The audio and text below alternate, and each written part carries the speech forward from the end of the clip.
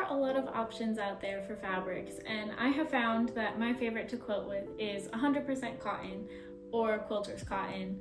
Cotton holds its shape really well, it's really easy to work with.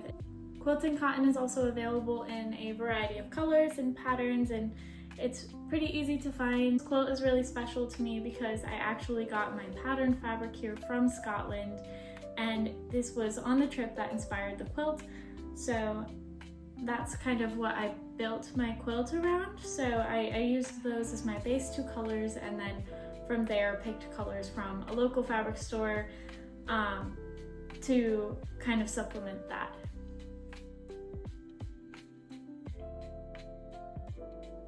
Another aspect to consider when preparing your fabric for your quilt is whether or not you want to pre-wash your fabric.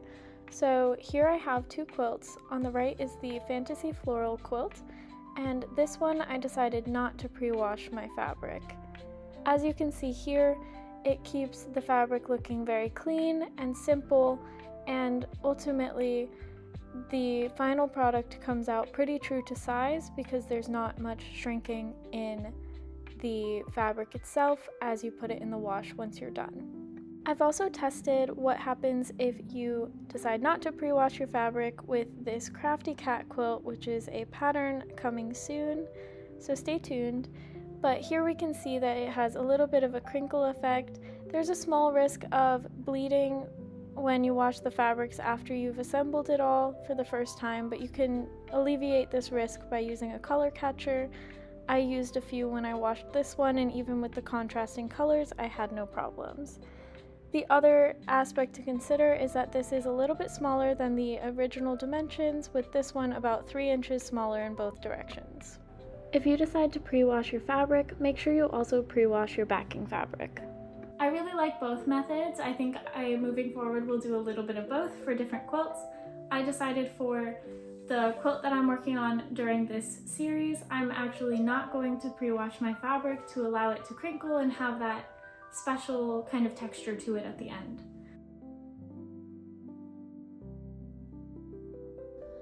This pattern is designed with 4 colors, so here I have color A, B, C, and D.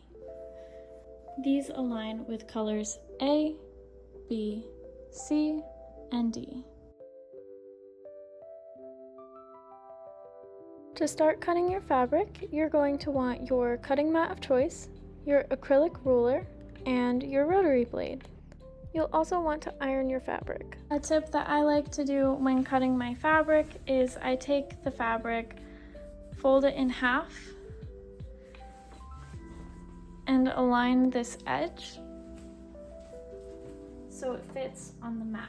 So I will fold twice to where this fits now on the mat, and then just aligning that edge as close as I can to where now I can cut across the full piece. So at this point I can square off my edge by setting up my ruler. I can cut across here, and then I can use this to cut the size that I need, whatever that size may be. This allows you to have strips of fabric that you can then cut to the size of your squares.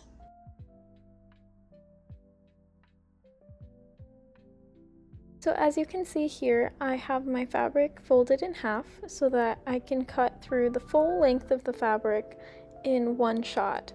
So here I align to the size that I want to cut, and then I'm going to use my rotary cutter to go ahead and cut a full length of the fabric. By doing it in this manner, it makes it a lot more efficient to be able to cut all of the strips out and then have the fabric available to just cut each of the individual squares at that point in time. The details for how many and what dimensions you need to cut of each of these fabrics are available in the pattern listed on my website. The pattern details contain a variety of quilt sizes, and you're able to choose which size quilt you want and get all of the details needed as to how many of each type of block you need to cut to make that quilt.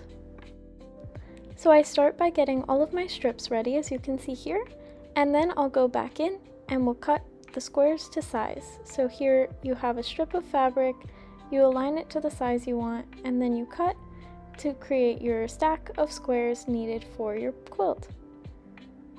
And here we have some of our quilt blocks already cut and ready to go. Subscribe and follow along to see my next video on how to assemble your first quilt block.